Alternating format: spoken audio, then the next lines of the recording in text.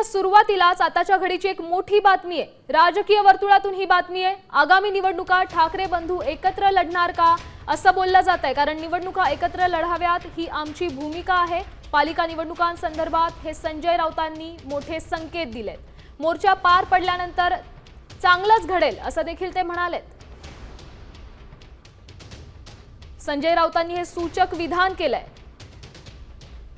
ते नेमकं काय म्हणालेत पाहूया। एकत्र येऊन या निवडणुका लढाव्यात ही आम्ही भूमिका अनेकदा जाहीर केली आहे। राज ठाकरे यांनी सुद्धा जाहीर केली आहे।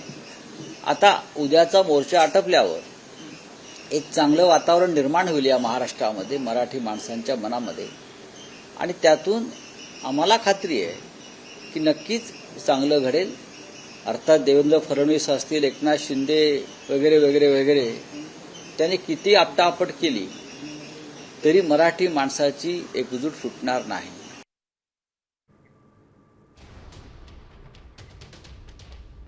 या संदर्भात अधिकची माहिती देण्यासाठी आपले प्रतिनिधी गिरीश कांबळे आपल्या सोबत जोडले गेलेत।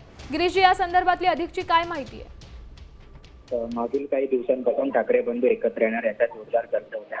दोन्हीकडून सकारात्मक प्रतिसाद येत असताना आता 5 तारीखचा मोर्चा झाल्यानंतर काहीतरी चांगलं घडेल असं संजय राऊत यांनी बोललेलं आहे। त्यामुळे पुन्हा एकदा चर्चा सुरू झाली आहे। आज सुरुवातीपासूनच ठाकरे गट आहे तो सकारात्मक आहे या युती संदर्भात। मात्र प्रस्तावावरून सध्या सर्व काही अडलेलं आहे। त्यामुळे 5 जुलैनंतर काही वेगळं घडणार का हे देखील पाहावं लागेल। दोन्ही बंधू सकारात्मक आहेत, मात्र आता कुठे घोडं अडलं याबाबतच्या ज्या चर्चा होत्या त्यात आता संजय राऊतांचं एक स्टेटमेंट कुठेतरी सकारात्मकता ठाकरे गटाकडून पाहायला मिळते आहे। आपण जर पाहिलं तर 2019ला महाविकास आघाडी घडवण्यात, एकत्र आणण्यात हे 3 पक्ष वेगवेगळ्या विचारधारांचे एकत्र आणण्यात शरद पवारांसोबत संजय राऊत यांची मोलाची भूमिका होती।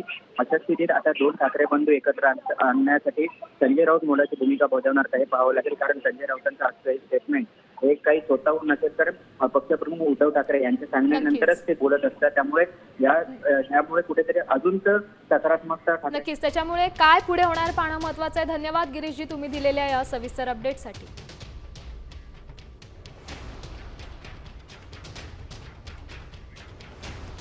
आपण पाहू शकतोय संजय राऊतांनी हे मोठं विधान केलं असंच म्हणावं लागेल। राज्यात नवी युती होणार का याकडे सगळ्यांच्या नजरा लागल्यात। आता isakal.com आहे देशातील नंबर 1 ची मराठी न्यूज वेबसाईट। प्रत्येक अपडेटसाठी isakal.com ला नक्की भेट द्या।